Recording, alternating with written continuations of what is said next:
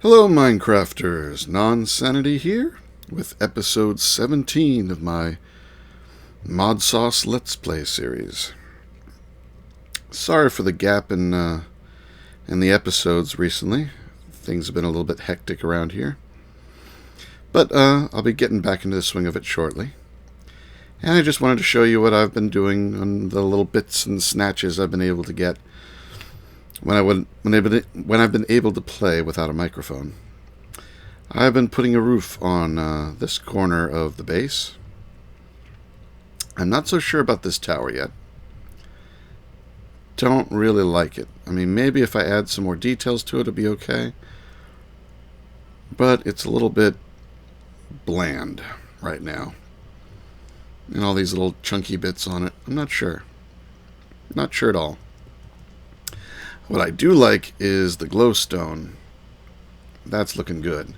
I like that blue, yellow, and white motif. As you can see, I've filled it in to these areas too,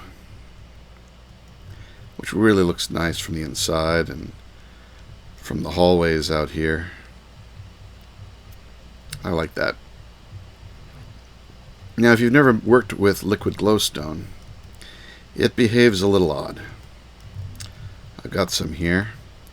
If I just put some down, see, it flows upwards.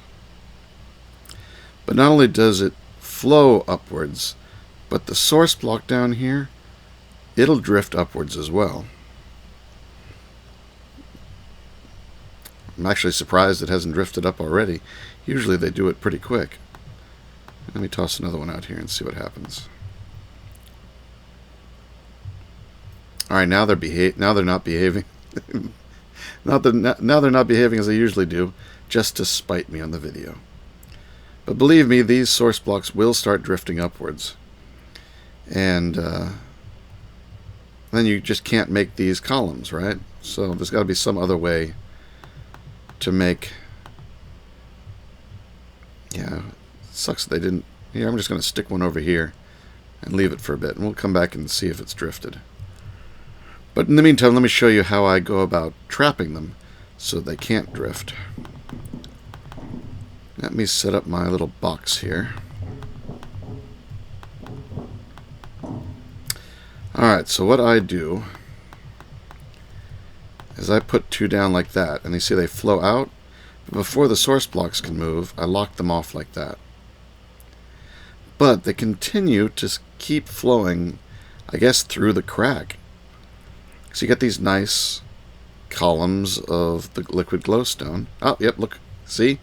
Source blocks drifted upwards. Let me catch it before it runs away. But these can't escape. So they're trapped, and you'll get this permanent column of glowstone going up. Which is exactly what I've got for my columns over here in the corner. If we go down here and look. So, right in there are my source blocks, and I've just locked them off. So they'll keep flowing upwards, and it'll look nice. And this is all eventually going to go away. I think the liquid glowstone will, when the source blocks drifts all the way up to the top of the world, I think it crystallizes back into glowstone blocks. Not certain about that, though. I've never tried it. But you know, I like the way it looks in the trough up there. So let's fly up here. Stick source blocks in the corners. See if they can meet in the middle. Oh yeah. Yeah, that'll look good. Let's do that to the other corners. I mean, I was already experimenting with this over here, where they didn't go quite far enough. I put them in the corners. But oh yeah, that looks nice. I like the slopes. It looks good from different angles. That's nice. Yeah, I'm going to keep that. Now, you may be wondering, given all that I just said about glowstone, how am I doing this? Well, this was a trick I blatantly stole from Blizzard Penguin on the Primus server. when I was looking through his base, I noticed this. If I use this crayon right here, there's a little scribble sound. But, you know, there's nothing there. Or is there? What we need are these crayon glasses. They have to be the same color as the crayon. In my case, I'm using white. Put them on, and you can see the blocks. Not only can you see them, now you can stand on them. And down here, you notice, all the troughs are covered with them. You can see them all the way going around there. And that's what's holding the glowstone in place. And if I take the glasses off, whoop, they fade away. Now, if I were to break through here, I'll back up, you can see it's sloped. This is the midpoint between a source block over there and one over there.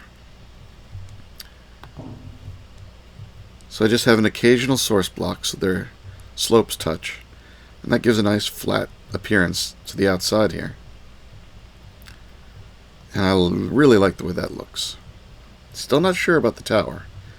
Maybe if I add some decorations to the outside, I don't know. It's different from what I've done before in that it is an entire room. We can come up here into the tower. I can put something else in here. More floor space.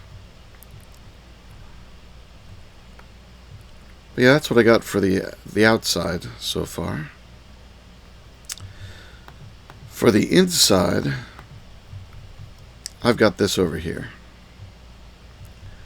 I love this. A nice long ramp. That just looks so inviting.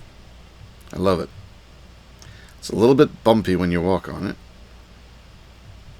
but it's a wonderful feature, I think.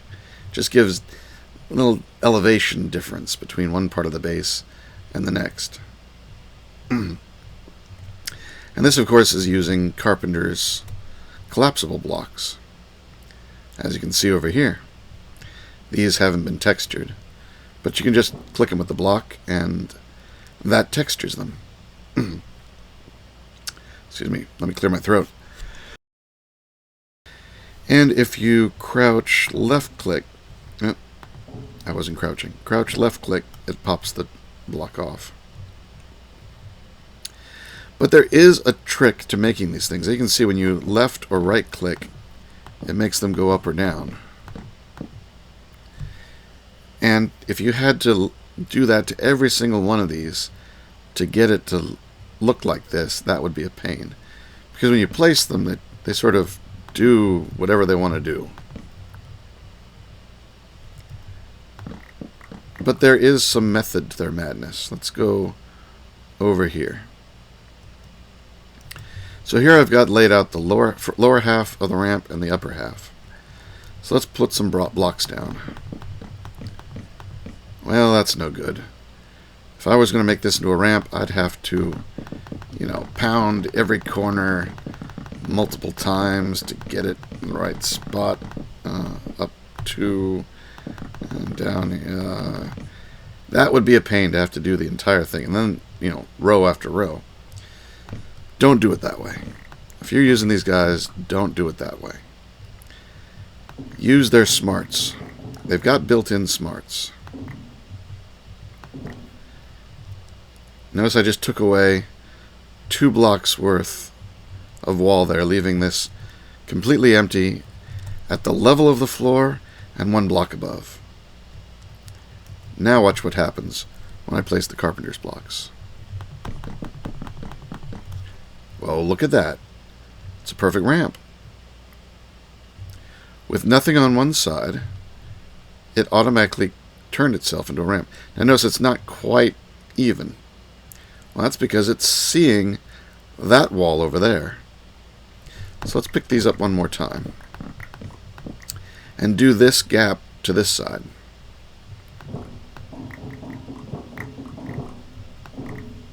There we go. Now let's lay them down again. Yep.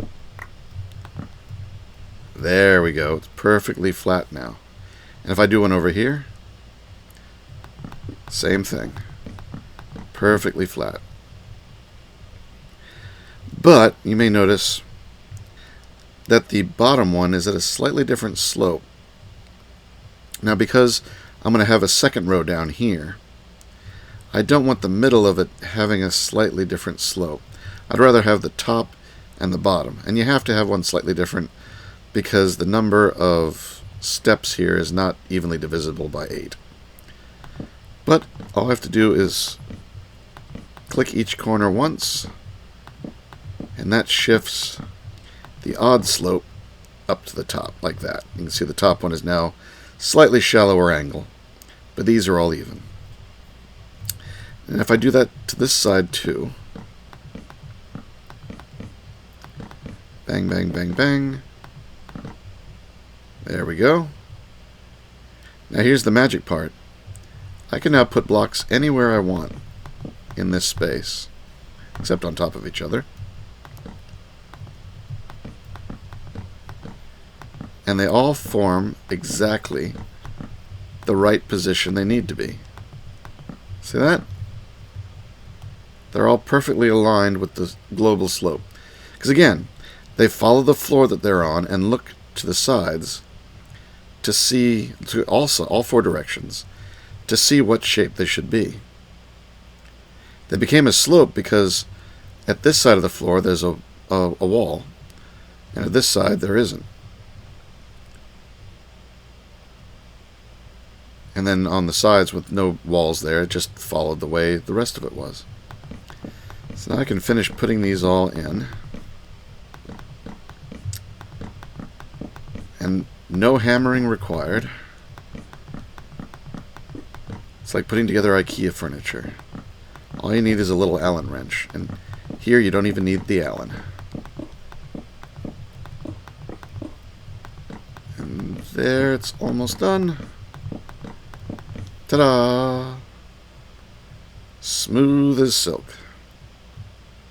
And now you can put back all the walls that were torn out to make it behave properly. Like that. And over here.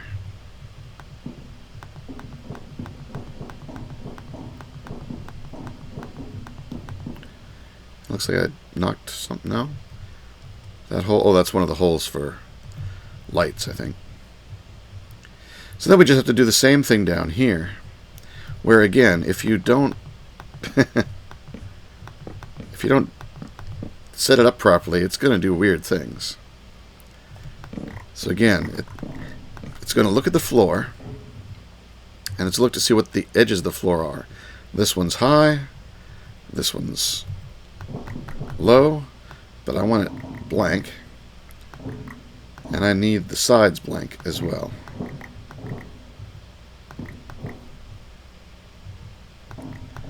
So I just temporarily knock all these out. Not knock myself out. There. Now you can see it's an isolated platform that is high on only one side.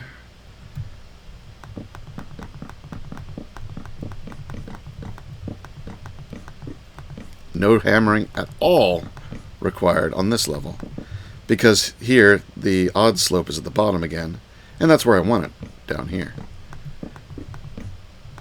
So no hammering required for any of these lower section ones. And I need more collapsible blocks. Make another 200, please. Thank you.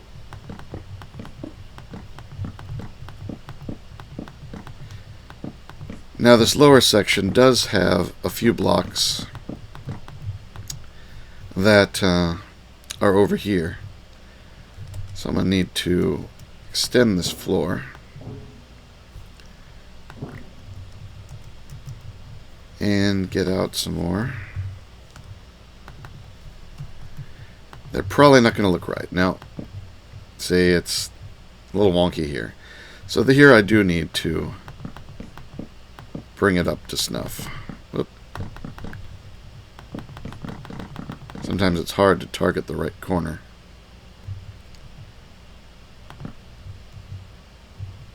That looks right. Yep, that looks right. Can fill in the missing blocks. Oh, and I better put the rest of this in before I fill in too much, or it'll screw these up. And do the same on this side. And fix what it made. So if you're not careful with your collapsible block hygiene, as it were, placing one block can damage the slope that you've set up for others. Is that right? That's right. Get that one up too high. Well, look good. That's good. So it's very important just to make sure you're placing these right, or make sure the surroundings work. Dun, dun, dun, dun, dun, dun, dun, dun, dun. Does require a little bit of repair when you're done. It's not too bad. Oh, and that one. Oomph. Ta-da! Another ramp built. I'd be doing that for an hour if I had to hammer each one individually. And I'll just texture it the same as that one. So, one thing I was thinking about for decoration is... Let's see, was it like a lamp? Or a panel? Go away. Yes, white glow panels from Mekanism. I think these in yellow, maybe, or the blue, or maybe even just the white, might look really good on the walls here. So I was thinking about making them, and notice it takes HDPE sheets, a type of plastic, which comes from pellets of the same type, which comes in a PRC machine, using liquid ethylene, oxygen, and substrate. Now, oxygen we can get easily.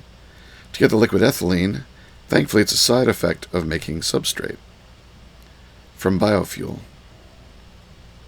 And that's from hydrogen, water, and crushed plants, saplings, apples, carrots, potatoes, pumpkin seeds, sugar cane. Well, I got a lot of that stuff in my system. Yeah, I got 31,000 potatoes. Could definitely make a lot of plastic. But one thing you need for the recipes of some of those machines, let's see, the crusher. Does that require anything? Yeah. Lava buckets.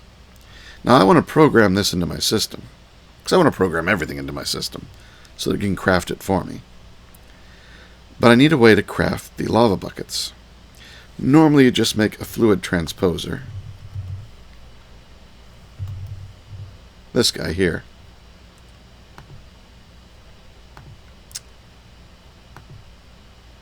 Well, let's see. Let's get a bucket of, let's say, milk. There we go. Fluid transposer. Now, there's a recipe in here for putting water and lava into buckets. I'm sure it's in here somewhere. Well, this is unloading anyway. But unfortunately, mariculture overrides it. So, instead of, when you put, I don't think it shows up in here, but if you put a bucket into a fluid transposer that has water in it and tell it to fill, instead of getting a full bucket of water, you get this water droplet instead. And you can't use that in the crafting recipes, and you're basically losing 3 iron every time you do it. So we needed to do something else to fill water and lava buckets. So what we've got here is lava fabricator, creating lava and just sitting there inside it, and a Pam's Harvest Craft brick well, excuse me, which is a water source. On top of them I have two autonomous activators aimed downwards, so that if you put an empty bucket in there, it gets filled with lava. So what I've got is an import bus asking for those filled buckets, so that once these things are filled, they get pulled right out. You didn't even see that one was so fast. And then each one has an interface with a recipe pattern that says takes an empty bucket and it creates a water bucket. So when it wants to create a water bucket, it sends a bucket into here. It gets filled up and pulled out the top. And the same is true for the lava bucket. So these will give me all the water and lava buckets I need for my recipes on demand by the system. So then I can start programming some of those machines I need to make the lamps. And I'm going to go ahead and start making a few of those, and we'll see how we put it together. So I'll be right back. Okay, I've got it working here. We're making PlaStick. Well, the HDPE.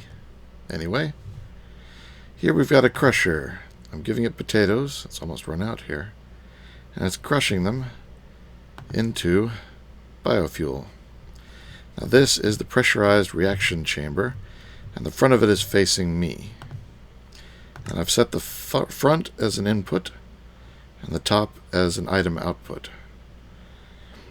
Now on the left it's getting on the left it's getting the hydrogen, which is the blue side of this thing. So this is the front of it. Hydrogen goes out that side, and oxygen, I'm just venting it, I'm dumping it out this side. You can see it coming out there. So the hydrogen is going into the left side of the pressurized reaction chamber. Water is just coming in the back from this thing, which has been, the reservoir has been hit with a wrench so that it's pushing the water out. It's actually pushing water into both these blocks. Now the ethylene is coming out the right side of the pressurized reaction chamber into the left side of a rotary condensator, the G side, gas side. It turns it into a liquid on the L side, which gets pumped out by this ender fluid conduit. Over here we have another pressurized reaction chamber. The front is facing me now. Again, on the left we've got oxygen coming in, the red side now, and the hydrogen should be dumping. So you can't really see it. It comes out the front there. So the substrate that it makes is coming up through this item pipe and into the top. I've set the top as input and the front as output. So it outputs into this chest. So it's getting the liquefacted, the liquid ethylene and oxygen and the substrate, and it's producing excess oxygen.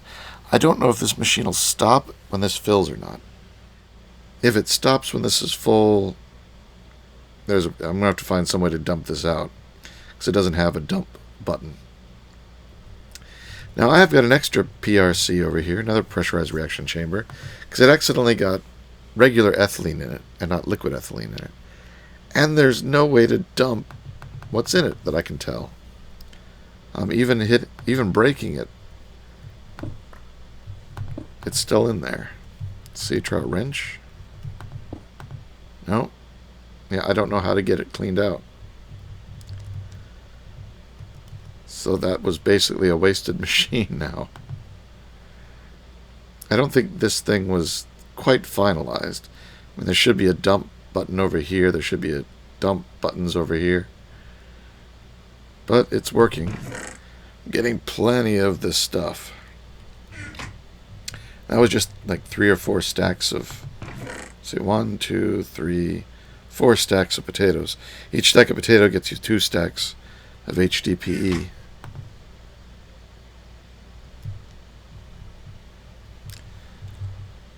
So this is the front of this one, the front of this one, the front of this one, front of this one, front of this one, front of this one. And the only configurations set up are this is set the back to output. This is set the top to output, front to input.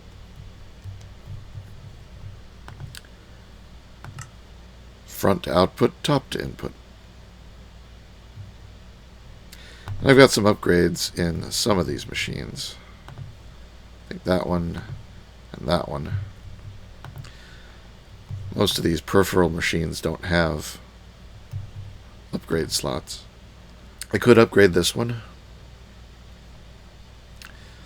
but it doesn't seem quite necessary. I think the rotary condensator is the limiting factor.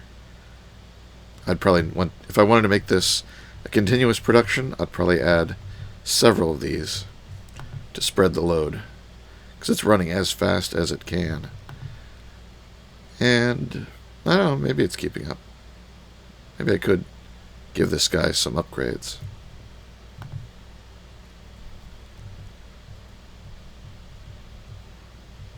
But that's making the plastic. Oh, and power's all underneath, as you can see. So I'll make a little bit more and see if we can make some of those light panels. Alright, you take the pellets and you put them in a pattern like that. You get a HDPE sheet. So my 4 stacks of potatoes became 8 stacks of HDPE pellets, which becomes 1 stack of the sheets.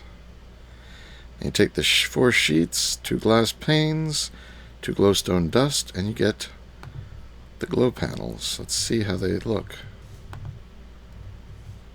That's nice. I think, well, hard to break. There we go. I think those will look like a sun coming out. The sun's coming up. Let's go where it's dark underneath here. Just see how well they light things up. Oh, yeah. That's pretty good. It's very bright. And I think it'll go very well with the aesthetic of the whole base. I wonder if they'll look good on the top of these. I don't know. Sort of like just the blue panels as they are. What about the tower? Well, they jazz up the tower nicely. Pop. Pop. Oh yeah, maybe. I need to make more.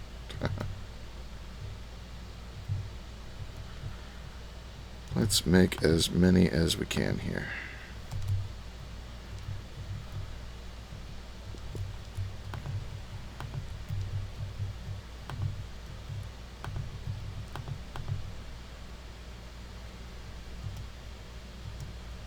Yeah, I like that. Can't put them on the fronts of these because they got the Carpenter's wedge there. Let's continue around the sides like this. Oh yeah, that does improve it greatly. I like that. Still not perfect, but it's better. It just echoes that blocky squareness that it's got going here. Yeah, this one block of liquid glowstone has also got crayon blocks on 4 sides, keeping it in place. Yeah, I guess these things were worth making. Maybe I can use them around the inside here. Yeah, that's good. Don't really need them in these corners because the glowstone gives plenty of light, but it just sort of breaks up the smoothness. Gives just a touch of detail. Yeah, that's good.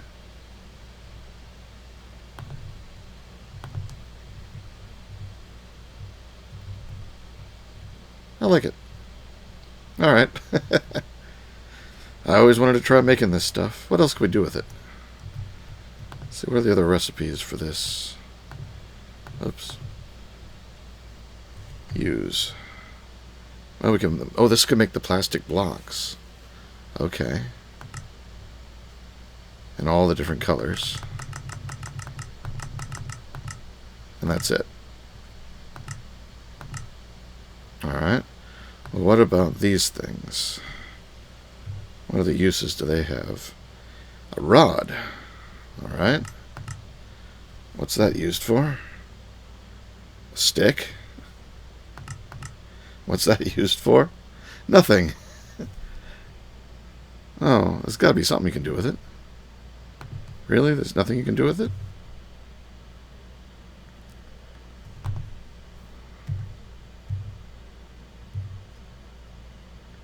PlaStick. PlaStick. Ha ha ha. Is that just a pun? Let's get some more of this stuff. Let's make a PlaStick.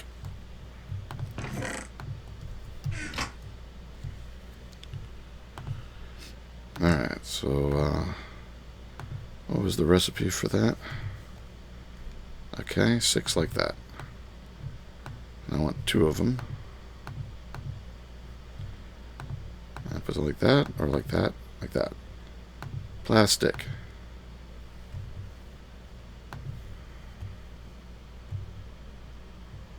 I don't know.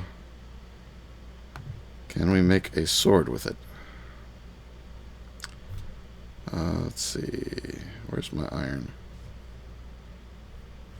Oh. Running short of iron.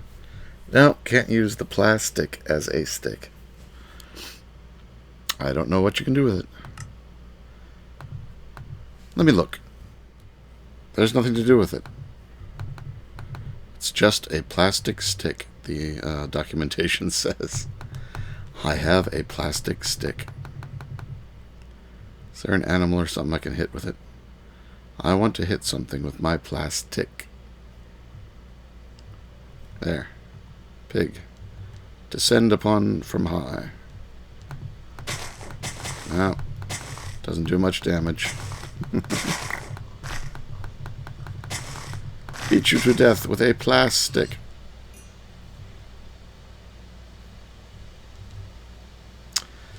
Oh well. Not everything works out interesting.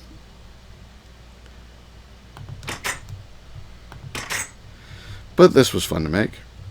This is just sort of a taste of what the Mekanism's 5X processing systems look like. I'll be building one of those at some point. Soon, maybe.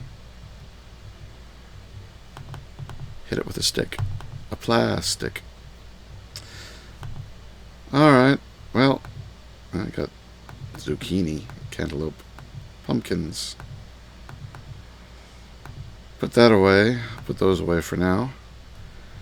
I'm probably going to need a lot more of this stuff now that I see how few lights it makes and how many I want to put around the place. So I better give this thing an input on the top, get a hopper, and a chest. And actually, let's surround this chest in iron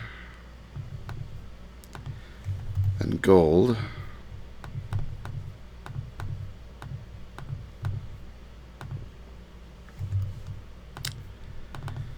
And some diamonds and some glass. Isn't that the recipe? I thought that was the recipe. What was that? Iron chest. Yeah. Iron. Around a chest. Oh, did I get a trap chest? I did. Okay. Hey, come on. That's always been the recipe. Alright, iron chest. Gold chest.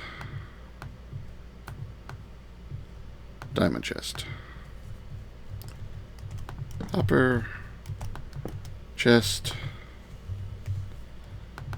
Lots and lots of potatoes.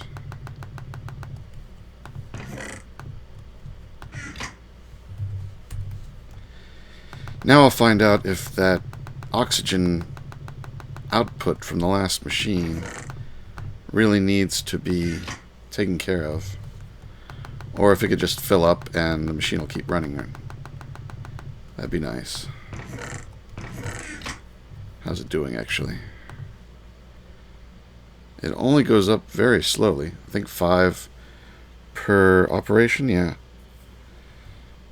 So, I mean, if nothing else, I can just stick a tank on it.